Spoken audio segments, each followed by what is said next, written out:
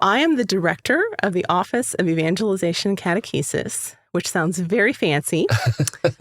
For my friends and family that don't know what that is, I just tell them I'm the head Sunday school teacher. Down here in Protestant country, they understand Sunday school. So my office is responsible for, as I mentioned, children's catechesis, adult catechesis, sacraments of initiation for children, and adult confirmation. Right. So other sacraments kind of belong to other offices. So RCIA is also... RCIA actually belongs to the Office of Worship. Okay. But children's catechumenate, so children, people under the age of 18 who come through the RCIA, soon to be OCIA process. Yes. We work with them. And we do all of the formation for catechist and catechetical leaders. We have a certification process for catechists and catechetical leaders that we oversee. The director for ministry with persons with disabilities is in my office. Homeschool and home study resources and support is in my office. So, yeah, we do a lot. We like to keep busy. And it's the most fun I've ever had at work. Feels like you wear a lot of hats and do a lot of very different specialized roles. We do. At the chancery, different chanceries separate things out differently. Okay. We have a very large multicultural diocese. So our programs tend to be broad. But the trick is to have programs that are broad enough to serve lots of different kinds of people, but to have people who are focused enough that when there's one person who needs help, they're available, right, to reach out to that one person and mentor them or accompany them or talk them down, whatever is required. And we do all of that, as do, most of us in the Chancery. I would say there's very few Chancery offices that aren't wearing lots and lots of different hats. How many people are under you in your office right now? So we have six associate directors, and then myself, and then... So each associate director focuses on one specific... Correct. So we have Sister Maria Gretti, who focuses on our catechetical framework curriculum for children. Okay.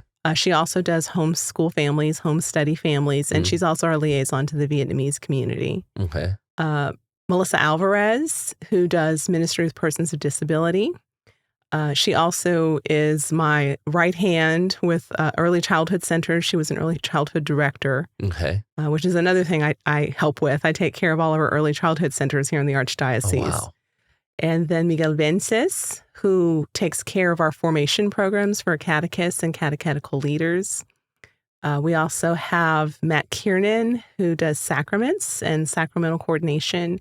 He also helps to coordinate a program called ECHO, which is we have interns from the University of Notre Dame come and work in our archdiocese and parishes in our archdiocese for 2 years. Oh, wow. So he's the point person for that.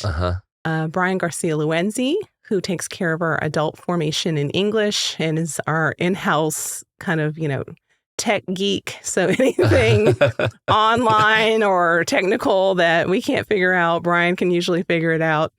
Adrian Herrera, who does adult formation in Spanish, as well as Brian and Adrian are team leads in our office. So they kind of help me out with some of the bigger picture stuff. So big initiatives, grants, anything like that comes through, they help me with that. What is something that your office does that people don't know about at all? Like the biggest thing that surprises people. What? Our archdiocese does? I would say probably ministry with persons with disability. People don't know that Melissa is there.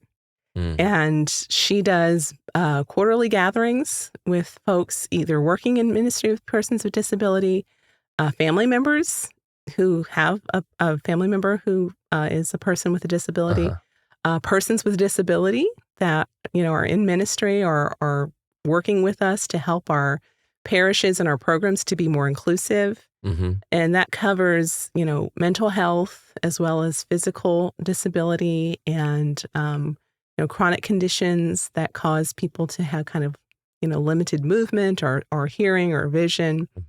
So she does a lot and she stays very busy.